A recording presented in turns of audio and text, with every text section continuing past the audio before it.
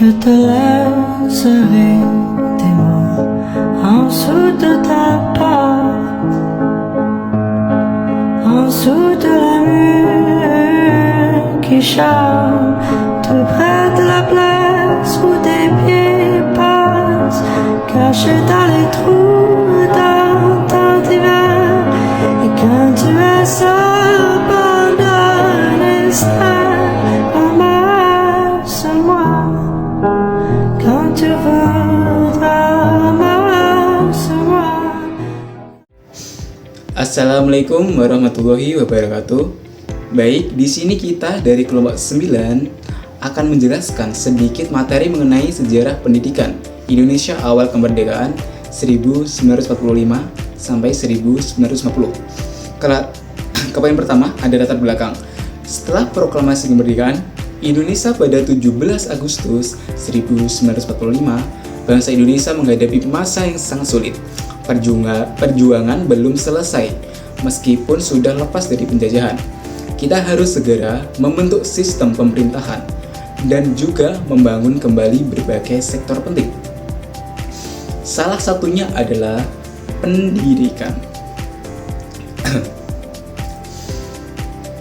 Pada masa itu, pendidikan masih sangat terbatas.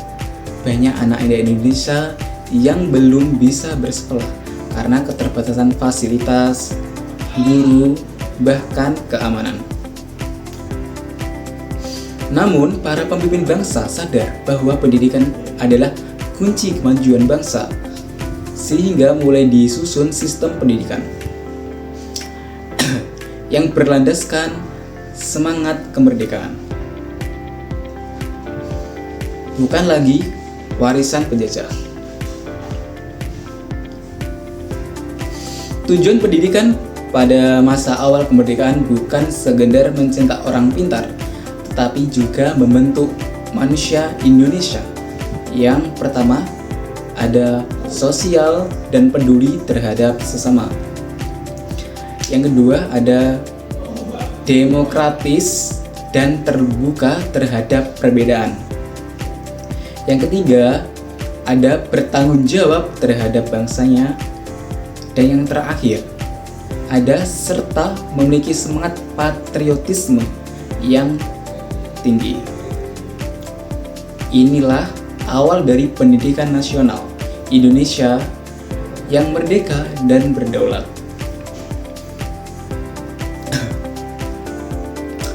Baik, ke yang poin kedua ada pengaruh sistem pendidikan masa penjajahan. Baik, sebelum mereka, sistem pendidikan di Indonesia sangat dipengaruhi oleh penjajah, terutama Belanda dan Jepang. Pada masa Belanda, pendidikan bersifat diskriminatif. Hanya anak-anak bangsawan, pejabat, atau orang Eropa yang bisa bersekolah tinggi. Sementara anak rakyat biasa sangat sulit mendapat pendidikan yang layak. Tujuan pendidikan pada masa itu bukan untuk mencerdaskan rakyat, melainkan untuk mencetak tenaga kerja rendah yang bisa menjalankan tugas-tugas penjajah dan membantu mereka mengeksploitasi kekayaan Indonesia.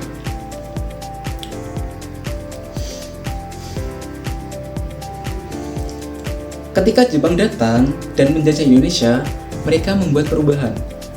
Meskipun hanya menjajah selama 3,5 tahun, Jepang menyatukan sistem pendidikan dan menghapus pendidikan untuk orang asing. Untuk pertama kalinya, sistem pendidikan mulai berlaku secara nasional.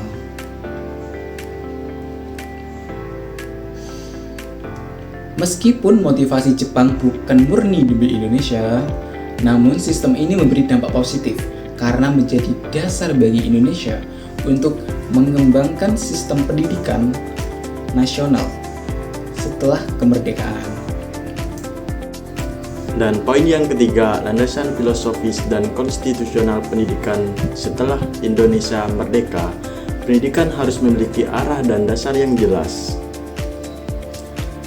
Dasar utama pendidikan nasional adalah Pancasila sebagai falsafah hidup bangsa dan Undang-Undang Dasar 1945 sebagai landasan hukum. Dalam pasal 31 UUD 1945 dijelaskan, setiap warga negara berhak mendapatkan pengajaran. Pemerintah bertanggung jawab menyelenggarakan sistem pendidikan nasional melalui undang-undang. Untuk mewujudkan hal itu, dibentuklah KNIP, bisa disebut dengan Komite Nasional Indonesia Pusat, yang bertugas membentuk presiden menyusun dasar dan bentuk sistem pendidikan nasional. Pada 29 Desember 1945, hasil kerja KNIP diserahkan kepada Kementerian Pengajar dan Kebudayaan. Hasil kerja ini menjadi dasar awal dari sistem pendidikan nasional Indonesia yang tidak hanya mendidik secara intelektual, tetapi juga membangun karakter dan nasionalisme. Dan poin yang keempat, tujuan dan sistem pendidikan awal kemerdekaan. Tujuan pendidikan di masa awal kemerdekaan berubah secara mendasar dari masa penjajahan. Jika dulu pendidikan untuk kepentingan menjajah, maka setelah merdeka, pendidikan ditujukan untuk mencerdaskan kehidupan bangsa dan membangun masyarakat Indonesia yang mandiri dan beradab. Pendidikan tidak boleh lagi hanya milik kaum elit. Pemerintah ingin agar seluruh rakyat Indonesia dari desa sampai kota, dari yang miskin hingga yang kaya, mengakses pendidikan secara adil dan merata. Untuk mendukung hal ini, pemerintah menyusun sistem pendidikan nasional yang tertuang dalam Undang-Undang Nomor 4 Tahun 1950, yaitu produk hukum pertama dalam bidang pendidikan setelah Indonesia merdeka. Undang-undang ini menjelaskan tentang yang pertama, arah pendidikan nasional, dan yang kedua, tujuan pendidikan, dan yang terakhir, prinsip penyelenggaraan pendidikan yang demokratis dan nasionalis.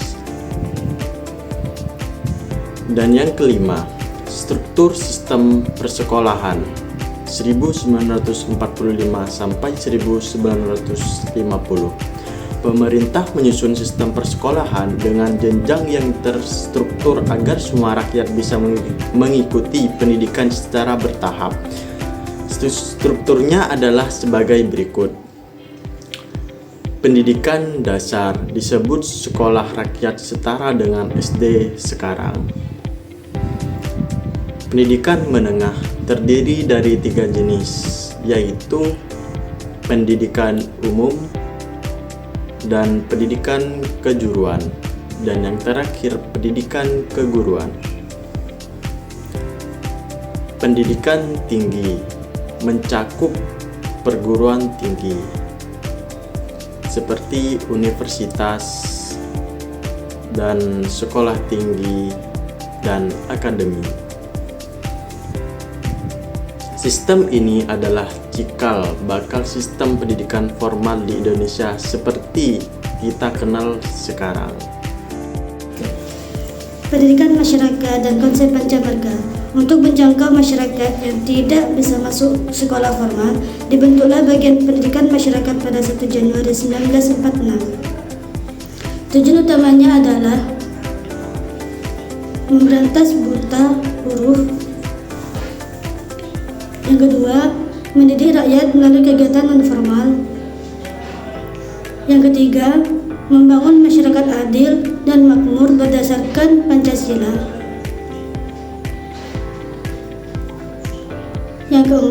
Program ini dijalankan dengan 2 metode. Yang pertama, metode belajar atau teori dan pengetahuan dasar. Yang kedua, metode bekerja atau kerja sosial kegiatan nyata.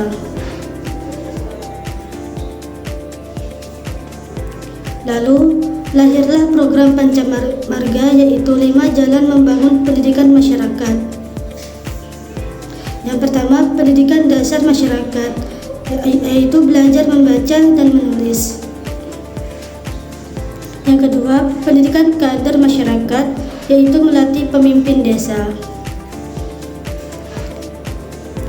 Yang ketiga, penyebaran bacaan dan perpustakaan rakyat.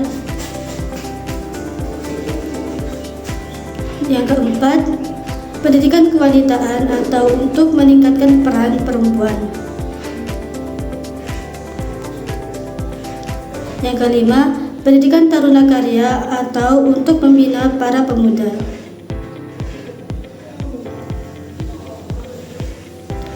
Program ini merupakan bukti bahwa pemerintah serius ingin menjadikan pendidikan sebagai hak setiap warga, tidak hanya yang duduk di bangku sekolah.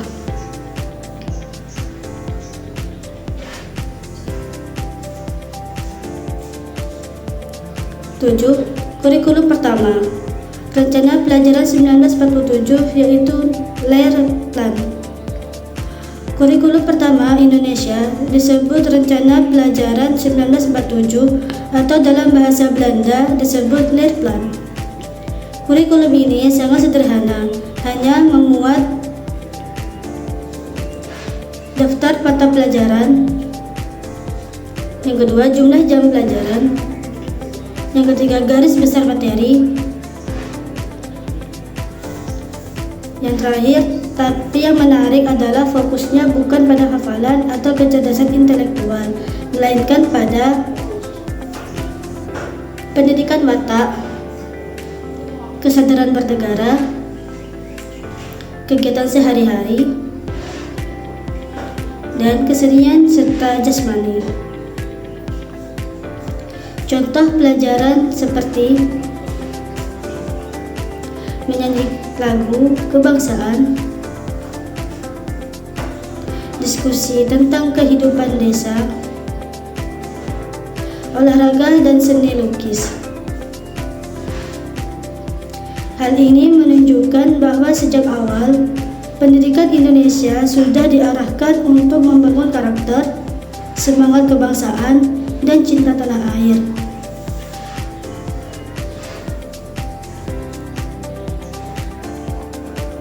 8. Kesimpulan. Pendidikan Indonesia pada masa awal kemerdekaan memang belum sempurna. Banyak keterbatasan, baik dari fasilitas, tenaga pengajar, maupun infrastruktur. Namun dari situlah fondasi kuat pendidikan nasional dibangun. Dengan landasan Pancasila dan Undang-Undang Dasar 1945 serta semangat patriotisme, pendidikan Indonesia mulai menyentuh seluruh rakyat, baik formal maupun non-formal.